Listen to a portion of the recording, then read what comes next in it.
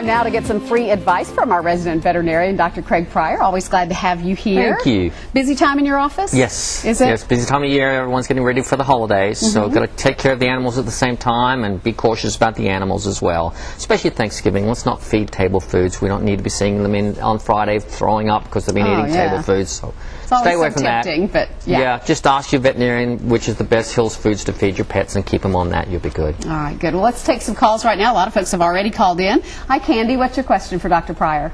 Hi, Dr. Pryor. Hi, G'day. Daryl. Yes, I have a 12-year-old cat that seems to not have good in her fur. She just gets these little knots, and I was wondering what I could do about it because I thought about having her shaved, and I have to have her dipped every few weeks, and I was wondering what I could possibly do about this. She's having problems grooming by the sounds of it, and the main reason they start having problems grooming as they get older is a lot of times they're having arthritis problems. And so I would get her shaved. That is a very easy thing to do. You're helping her to take care of her coat by doing it for her.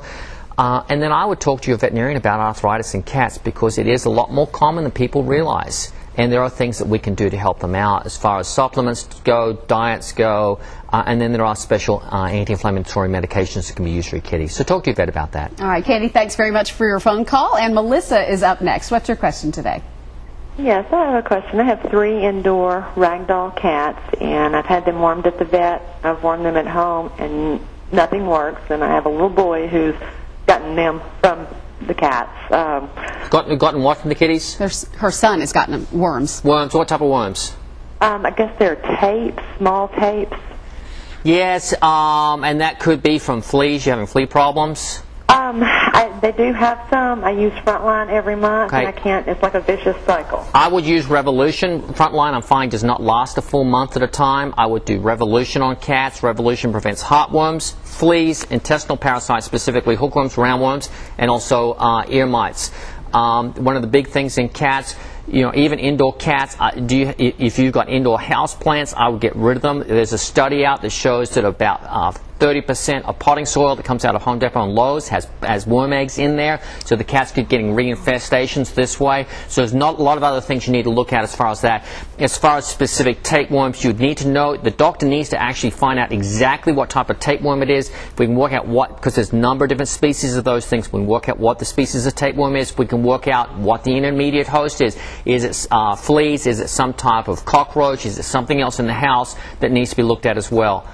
So you need to get a little bit more specific information. I'd also get an exterminator on contract to start treating your house on a regular basis as well. Wow. Difficult problem. Melissa, thanks very much for that call. A lot scarier than you realize as well, because there's more than just animals can bring parasites into the house. Yeah, especially when it affects your kids, too. Yes. Hi, Danny. What's your question for Dr. Pryor? Yes, I have a 5.5-year-old overweight arthritic Angel, I call her, and she's got where she can't jump up in the bed or jump on the couch, and I've been trying to put her on a diet, and I feed her little cups at a time. Dog or a cat? Huh? Is your puppy a dog? Is it a dog or a cat? It's a dog. Okay. And your question is?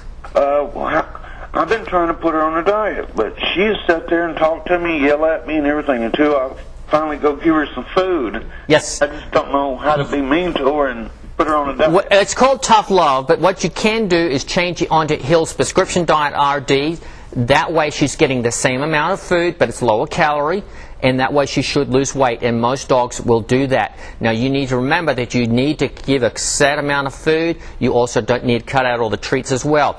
You will find, though, that some animals will not lose weight even on special diets, because what happens is fat is a metabolic organ.